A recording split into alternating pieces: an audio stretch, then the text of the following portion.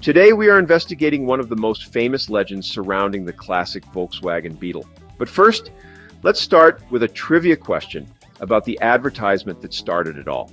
In the famous 1960s TV commercial, where a beetle is driven straight into a lake, how long did the narrator imply the car could stay afloat? Was it A, indefinitely, B, about 42 minutes, C, until the windows leaked, D, just long enough to escape? If you answered B, about 42 minutes, you are correct. While the commercial famously showed the car bobbing in the water, the narrator delivered the dry, honest line, "It will float, but it will not float indefinitely." The ad copy claimed a specific time of about 42 minutes before it would sink.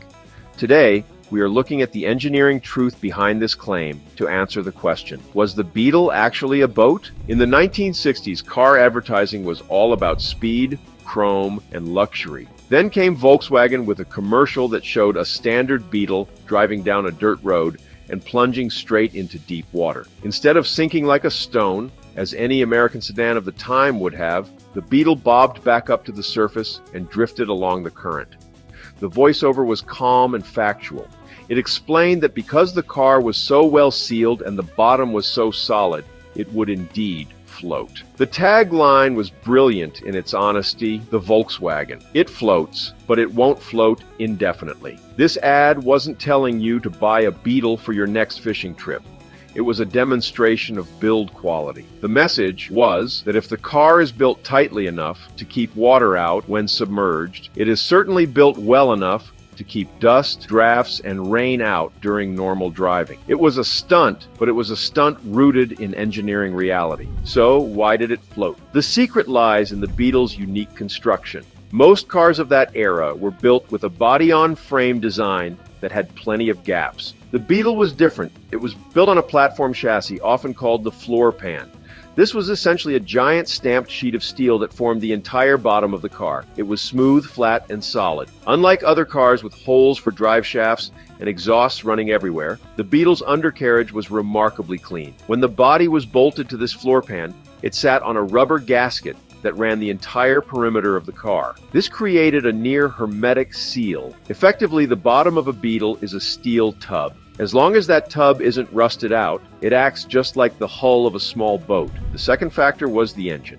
Because the classic Beetle was air-cooled, it had no radiator. This meant there was no large, open grill at the front of the car to scoop up water. The front of a Beetle is just a luggage compartment with a solid hood that latches down tightly. When the car hits the water, the nose acts like the bow of a boat. The water pushes against the solid metal hood and the fenders, rather than rushing into the engine compartment. Furthermore, the engine is in the back. The weight distribution and the displacement of the air inside the cabin allowed the car to maintain buoyancy for a surprisingly long time. This floating ability wasn't entirely an accident. Ferdinand Porsche, the designer of the Beetle, also designed military vehicles during World War II.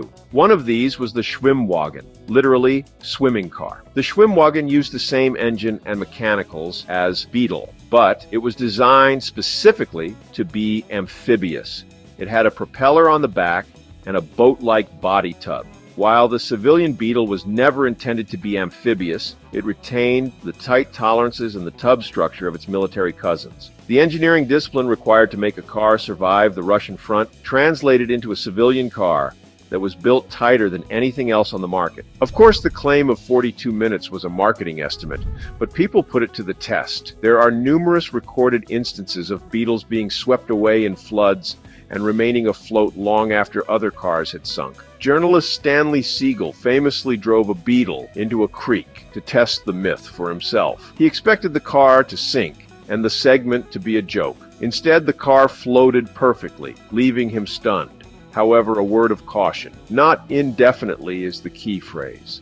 Eventually, water would seep in through the heater channels, the door jambs, or the grommets in the floor. And once a Beetle sinks, it sinks. Volkswagen officially stated that while the car could float, it was not a boat. The story of the floating Beetle is more than just a fun party trick. It is the ultimate proof of the car's legendary build quality. In an era where cars were often slapped together on assembly lines With wide panel gaps and loose fittings, the Beetle was built with the precision of a bank vault. The fact that a cheap economy car could double as a raft didn't just sell cars. It built a reputation for reliability that lasted for generations. So, did the Volkswagen Beetle really float? Yes, but more importantly, it proved that quality engineering holds water.